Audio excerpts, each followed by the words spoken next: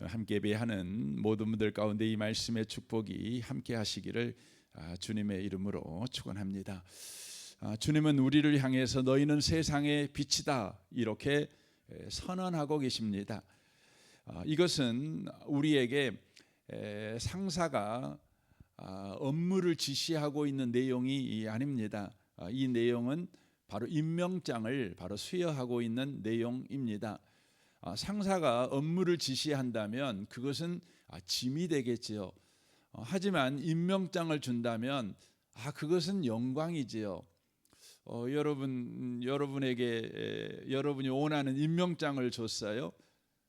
이번에 우리 노이드 집사님이 이렇게 교장으로 발령 임명장을 받으셨잖아요. 얼마나 여러분 좋습니까? 얼마나 영광이겠습니까? 여러분 교장의 임명장은 대통령명으로 이렇게 오거든요.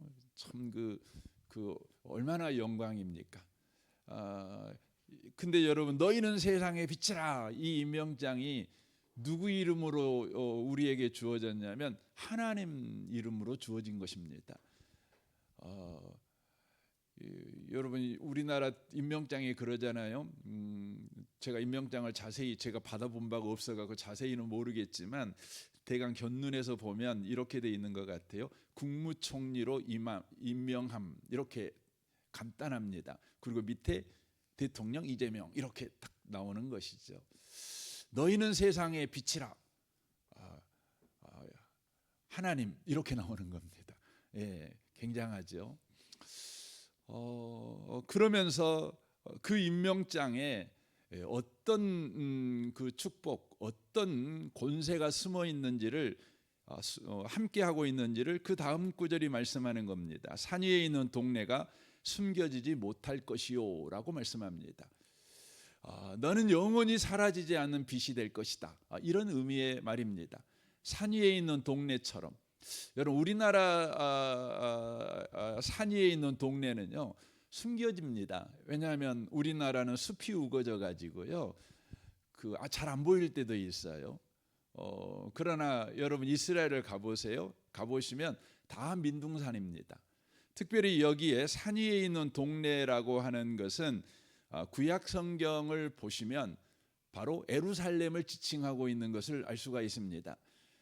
여러분 예루살렘을 가보시면은요, 예루살렘은 높은 산에 있어요. 뭐 굉장히 높은 산은 아니지만 여리고라고 하는 곳이 그 해발 거의 400m 가까이 되니까 예루살렘은 거의 한 600m 되는 곳이에요. 그러니까 더하면 한 1000m 되잖아요. 그런데 나무가 하나도 없어요.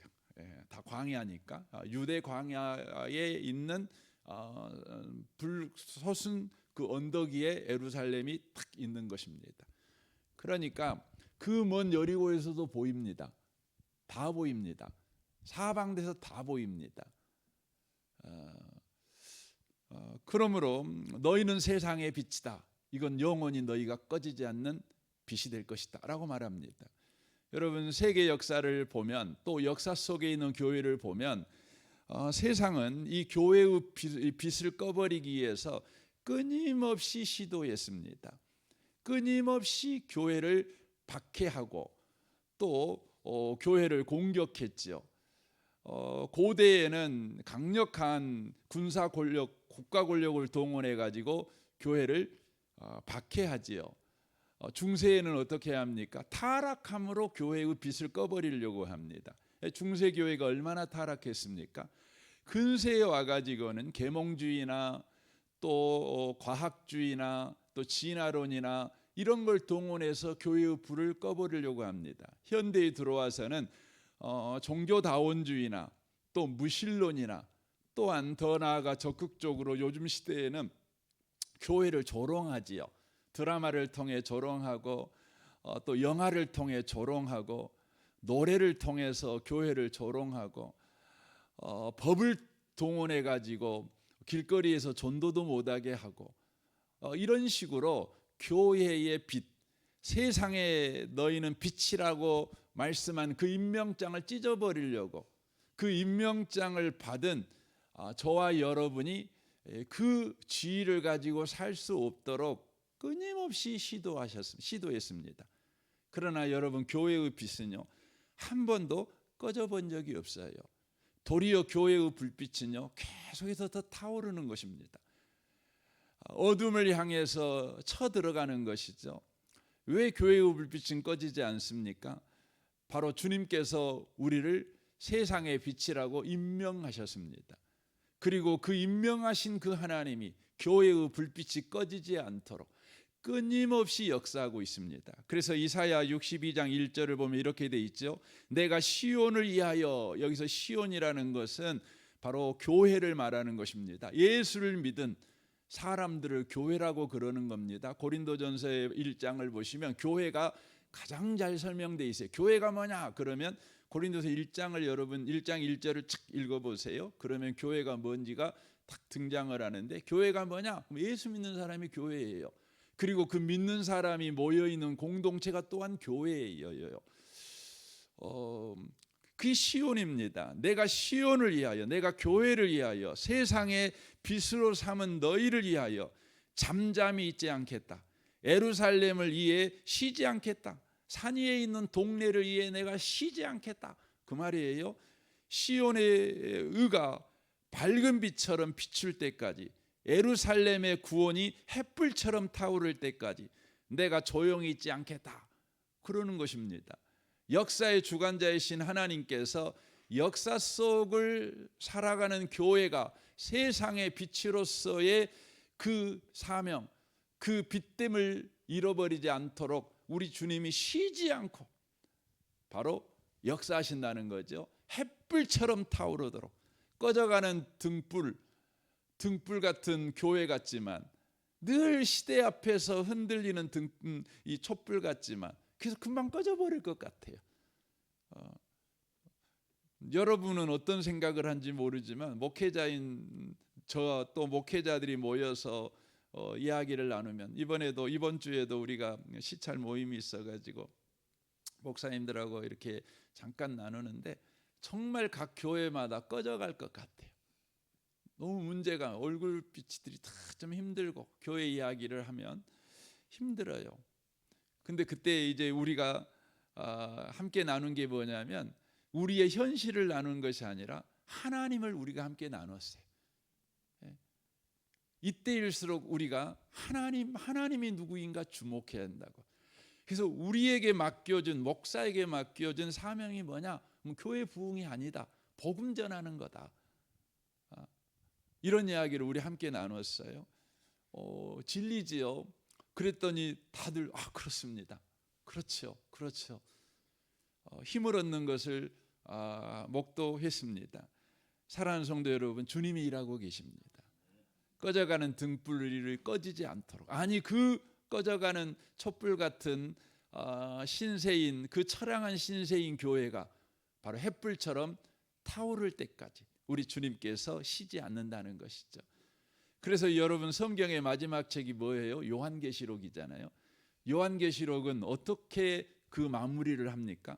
요한계시록 21장 23절을 보면 그렇게 이제 역사가 이렇게 끝난다. 이 지구 역사가 이렇게 끝나. 이렇게 말합니다. 그래서 지구 역사가 교회를 삼켜버리는 것이 아니라, 역사 속에 있는 교회가, 세상에 비친 교회가 역사를 삼켜버리게 될 것이다. 이걸 이야기를 합니다. 들어보십시오. 그 성은 해나 달의 비침이 쓸데없으니 이는 하나님의 영광이 비치고 어린 양이 그 등불이 되심이라. 만국이 그 빛 가운데로 다니고 땅의 왕들이 자기 영광을 가지고 그리로 들어가리라. 낮의 성문들은 도무지 닫지 아니하리니 거기에는 밤이 없음이라 라고 말합니다. 이게 종말입니다. 예수님이 오십니다. 그러므로 말미암아서 빛의 역사가 완성되는 것입니다. 빛의 역사를 완성하는 거예요. 우리가 세상의 빛으로서, 그래서 여기에서는 땅의 왕들이라고 표현하죠. 이게 뭐냐면 세상에 비친 우리예요. 세상에 비친 우리가 꺼지지 않는 불빛을 가지고 이 땅을 이렇게 살아가요. 우리가 가지고 있는 불빛은 꺼져가는 촛불 같고, 또 겨우 나나 비치고 있는 호롱불 같은 불빛인데, 그 불빛들이 역사를 살아내요. 그리고 마침내 참빛인 주님, 바로 그 빛이 우리 가운데 오시죠. 그때 우리는 그 불을 가지고 주님 앞에 다 가요. 그리고는 영원히 어둠이 없는, 완벽하게 어둠이 사라져버린 그 세상에서 우리가 들어가 살게 된다. 이것이 성경이 말하는 역사의 바로 종말을 바로 말하고 있다고 하는 것입니다. 사랑하는 성도 여러분, 우리는 세상의 빛입니다. 우리의 불빛을 꺼지지 않도록 주님이 오늘도 일하고 계심을 여러분 믿으시기를 바랍니다. 그래서 여러분 그 성경 그 스가랴 말씀을 여러분 보시면 여러분 우리에게 불빛이 계속해서 사라지지 않도록 뭐가 부어지죠? 여러분 주님이 우리 가운데 관유를 부으셔요. 계속해서 등불을 공급하셔요. 기름을 공급하셔요. 기름을. 누가요? 예수님이요. 사우디아라비아에서 기름을 가져다가 우리 불을 타게 하는 게 아니에요. 예수님이 친히 바로 우리의 등불이 꺼지지 않도록 기름이 되어 주셔요. 계속 공급자가 되어 주셔요. 꺼지지 않는다는 것이죠. 여러분과 제가 이런 신분과 이런 지위를 가지고 있어요. 이런 임명장을 받았어요. 이 임명장을 받은 우리는 어떻게 살아야 합니까? 15절 보십시오.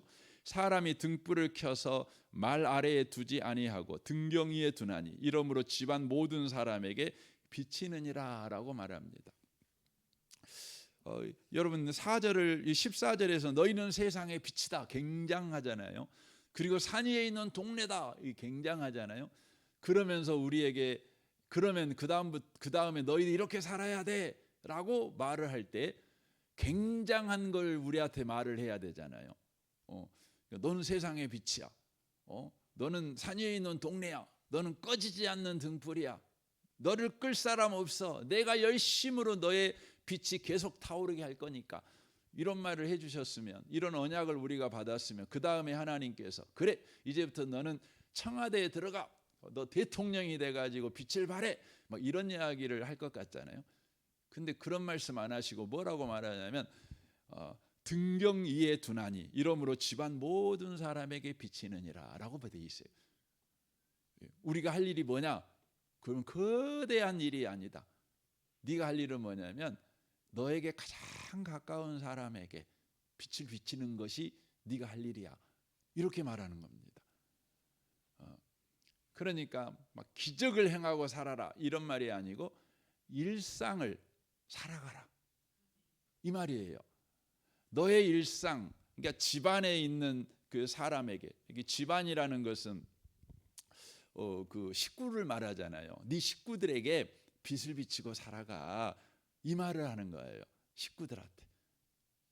여러분 예수 믿는 사람들이 그 은혜를 받고 더 크게 받으면 그 어떤 생각은 비전을 갖잖아요. 그래가지고 하나님 앞에 주님 대한민국을 저에게 주십시오. 이런 이야기를 하잖아요. 열방을 내게 주십시오. 이런 기도하잖아요. 우리 그런 거 할 수도 있죠. 그러나 주님이 우리에게 말씀하는 거예요. 너 열방까지 그렇게 크게 구하지 말고 네 집안이나 잘 살펴 이러는 겁니다. 네 옆에 있는 사람한테 빛을 비치고 살아. 야, 네 옆에 있는 남편 얼굴 봐라. 저렇게 시커매갖고 쓰겄냐? 네 남편 얼굴이 좀 환하게나 해라. 이게 지금 이 말씀이에요. 이 말씀이에요. 여러분 교회는 언제나 여러분 집이었어요. 이걸 놓치시면 안 돼요. 그러니까 하나님께서 역사를 하실 때에 언제나 그 시작이 어디냐면 집에서 시작해요. 집에서. 여러분 아브라함의 이야기는 어디서부터 시작하죠? 집에서 시작해요. 집에서. 여러분 다윗 이야기는 어디서 시작하죠? 집에서 시작해요. 모세 이야기도요. 집에서 시작해요. 교회 이야기는요. 교회도 집에서 시작해요. 그래서 사도행전 2장에 보면 그들이 앉은 온 집에 여러분 뭐가 가득하죠? 하늘의 바람이 가득해. 그리고 그곳에 앉아 있는 각 사람에게 불의 혀같이 성령께서 임하죠. 그러니까 집에서 시작해요. 집에서 시작한 교회는요, 하루아침에 여러분 3,000명이 모여요. 여러분 5,000명이 모여요. 그럼 어떻게 해야 돼요? 큰 건물 지어야죠. 근데 초대교회는 안 그랬어요. 초대교회는 큰 건물을 안 지었어요. 어떻게 했어요? 집에서 여전히 모였어요. 집에서 여전히 모였어요. 그러니까 초대교회는요, 아무리 부흥해도요, 건물을 짓지 않았어요. 여전히 집이었어요. 그래서 여러분, 우리가 성경을 볼 때 데살로니가서, 뭐 에베소서, 뭐 이렇게 성경을 보잖아요. 또 고린도 전후서 이렇게 성경을 보잖아요. 그러면 여러분, 이건 이제 고린도 전후서, 이건 어디에다 보낸 교회죠? 편지죠. 고린도 교회에다가 보낸 편지잖아요. 그런데 이제 우리는 생각을 할 때 은혜의 복음교회에 보낸 편지, 그러면 우리는 우리 교회에 보낸 편지라고 생각을 하잖아요. 단일 교회에게 보낸 편지라고 생각하잖아요. 그런데 고린도 교회에게 보낸 편지라는 의미는 고린도 지역에 있는 교회에게 보낸 편지라는 의미예요. 더 정확하게 말하면 고린도 지역에 있는 집들에 있는 교회들에게 보낸 편지라는 의미예요. 그래서 여기 성경을 쭉 읽어보시면 집에 있는 교회가 계속해서 등장해요. 계속해서 등장해요. 건물 짓지 말란 말이 아니에요. 무슨 의미냐면 성경은 왜 집안에 있는 교회, 집인 교회를 계속해서 우리에게 소개하냐면 바로 교회는 반드시 관계 가운데 있어야 된다는 거예요. 교회는 관계라는 거예요. 관계가 살아있는 교회가 살아있는 교회라는 거죠. 식구된 교회, 가족이 된 교회가 바로 살아있는 교회라는 거죠. 교회는 회사가 되면 안 돼요. 그래서 교회는 회사처럼 운영하면 안 돼요. 여러분, 교회가 회사처럼 운영하면은요, 여러분, 교회는 큰 교회가 될 수 있어요. 교회가 질서 있는 교회가 될 수 있어요. 또한 교회가 많은 재정을 가진 교회가 될 수 있고 많은 일을 잘 해내는 교회가 될 수 있어요. 그러나 여러분, 그 교회는 하나님이 원하는 교회는 아니에요. 여러분, 하나님이 원하는 교회는 뭐예요? 큰 일을 하는 교회일까요? 재정이 많은 교회일까요? 사람이 많은 교회일까요? 아니에요. 하나님이 원하시는 교회는 뭐냐면요, 너와 내가 예수로 묶여 있는 교회예요. 너와 내가 예수 안에서 상대방의 기도 제목도 알고, 또 상대가 내 기도 제목도 알고, 또 나를 위해서 기도하고 있고, 그러는 거죠. 여러분, 그게 교회예요. 그게 교회입니다. 우리는 그 세계 교회를 이렇게 보면서 그 위기를 많이 느낍니다. 그것은 왜 위기를 느끼냐면 교회가 교회답지 못한 것에 대한 위기죠. 뭐 성도가 줄어들고 재정이 줄어들고, 여러분, 사실 교회는 그것이 위기는 아니에요. 뭐가 진짜 위기냐면 교회가 교회답지 못한 게 위기죠. 그렇죠. 여러분 가정의 위기는 뭡니까? 아버지가 돈 안 벌어 온 게 위기입니까? 아니에요. 아버지가 아버지답지 않는 게 위기예요. 여러분, 엄마가 엄마답지를 않는 거예요. 아내가 아내답지가 않아요. 그게 위기인 거예요. 요즘 뭐 대통령이 안 된 게, 아버지가 대통령 안 된 게 가정의 위기입니까? 절대 안 그렇습니다. 뭐 하는 일이 척척척 잘 안 되는 게 위기입니까? 아니에요. 여러분, 교회의 위기는 교회가 교회됨을 잃어버린 거죠. 이게 교회가 교회됨을 잃어버린 게 뭐죠? 여러분, 주님의 몸인 거예요. 서로 지체됨을 잃어버린 거죠. 여러분, 우리 몸은 지체가 있잖아요. 뭐 간이 있고 오장육부라고 그러잖아요. 오장육부가 있잖아요. 뭐 심장이 있고, 뭐 위장이 있고, 뭐 소장이 있고, 대장이 있고, 뭐 십이지장이 있고, 뭐 이렇게 뭐 췌장도 있고, 막 이렇게 많잖아요. 근데 이것들이 전부 다 어떻게 살아요? 서로 긴밀하게 관계되어 있어요. 그리고 놀라운 건 심장은 자기를 위해 뛰지 않죠. 심장은 다른 지체를 위해 뛰어요. 그렇죠. 여러분 손은요 손을 위해 있지 않죠. 머리가 가려울 때 쓰라고 있는 거예요. 그 참 놀라운 건 손이 가려우면 어떻게 못해요. 예, 참 그게 제일 심각한 거죠. 어, 자기를 위해 있지 않아요. 그러니까 교회는 몸이거든요. 지체지요. 그러니까 가정입니다. 여러분 가정은요. 그 남편이 자기를 위해 살잖아요. 그러면 가정은 문제가 되는 겁니다. 아내가 자기를 위해 살아요.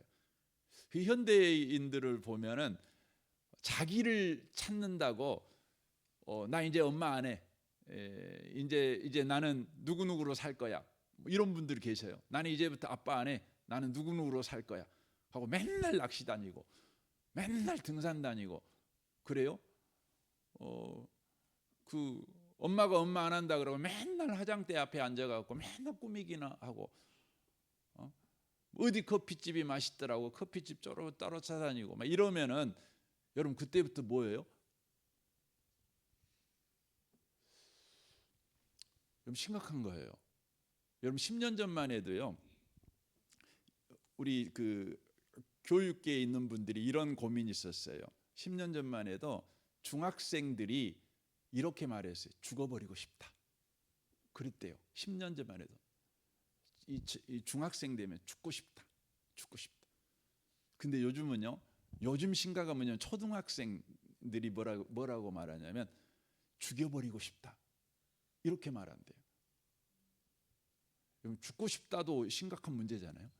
근데 요즘 아이들은 죽여버리고 싶대요. 왜 그래요? 요즘 아이들 안에요. 분노가 가득해요. 왜요?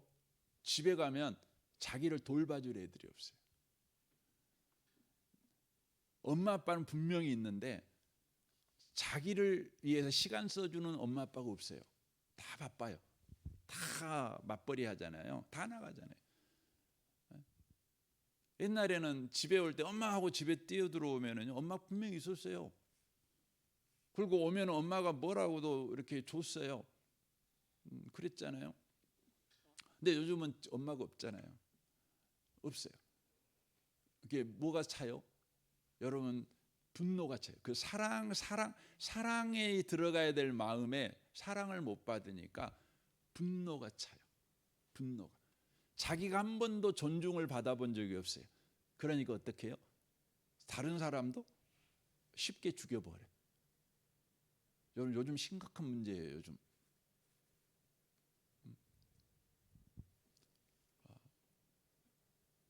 여러분 교회는 뭐냐면 자기를 돌아보는 곳이 아니에요. 가정이에요. 아버지의 영광이 뭐예요? 처자식을 위해서 뼈골 빠지게 살다가 여러분 등이 곱은 거예요. 그렇죠? 관절염 걸리고 고혈압 걸리고 심장병 걸리고 이게 뭐냐면 아버지의 영광이에요. 처자식을 위해 안 살고 자기를 위해 사느라고 80이 먹었는데도 관절이 튼튼해. 뭐 병 걸린 것도 하나도 없어요. 너무나 자기 자신만 관리하고 사느라고. 여러분 그건 불명예스러운 거예요. 여러분 엄마들이요. 60 먹고 그러면은요 노인이 돼야 되잖아요. 근데 요즘은 노인이 아니야. 제가 어디 보니까 그 70이 먹은 여자분인데 40대 아니 20대 자기 그 손녀하고 있는데 친구냐는 소리를 들었어요. 그분이 자기 어떻게 살았는지 쫙 이야기를 하더라고. 근데 정말 자기를 위해 살았어요. 주름 하나 생기는 걸 끔찍하게 용납을 안 돼. 자기 피부가 상하는 거 절대 용납이 안 돼. 머리카락에 흰 머리 나는 거 절대 용납이 안 돼. 그렇게 산 거예요. 요즘 건강한 사람도 많고요. 성공한 사람도 많은데요. 여러분 다 불행해요. 그 옆에 있는 사람은 더 불행해요. 여러분, 교회는 가정이에요. 너희는 세상의 빛이다, 이렇게 말씀하잖아요. 근데 빛이 어디서 비쳐야 되냐? 너 정치의 빛을 비춰라.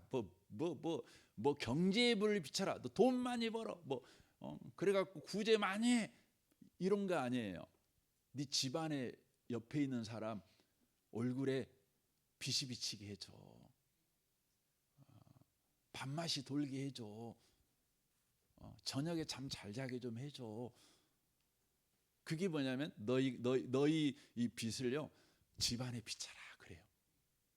그래서 그 다음에 착한 행실이 그거거든요.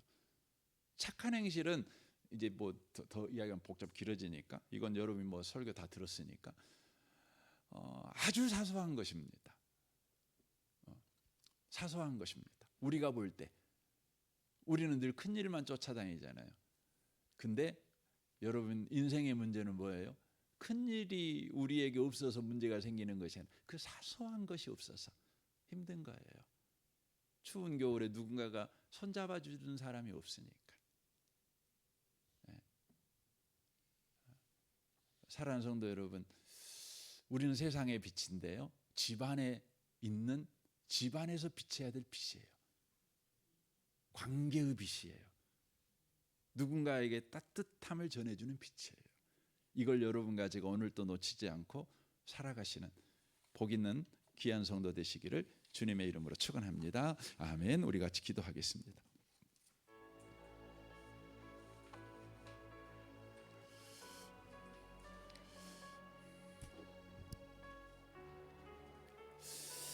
오늘 말씀을 생각하면서, 주님, 우리가 세상의 빛인데 집안에서부터 비쳐야 될 빛임을 놓치지 않게 하옵소서. 관계의 빛임을 놓치지 않게 하옵소서. 관계를 실패치 않도록 계속해서 주여 우리에게 은혜를 허락하시옵소서. 나만 돌아보느라 이웃을 외면하지 않는 우리가 되게 해 주옵소서. 오늘 말씀을 여러분 생각하고 여러분 자신과 또 여러분 가정과 또 직장 생활과 또 여러분의 모든 관계를 위해서 기도하시면 좋겠습니다. 우리 성도들과의 관계, 우리 교회가 늘 집이 되기를 원합니다. 이를 위해 기도해 주시고요. 내일 주일입니다. 주일 예배를 위해서 또한 기도해 주십시오. 이 나라를 위해서, 이 민족을 위해서, 열방을 위해서, 또 선교사님들을 위해서, 또 한국에 있는 또 모든 교회들을 위해서도 여러분 기도하시면 좋겠습니다. 우리 좋으신 주님께 통성으로 구하겠습니다. 기도하겠습니다.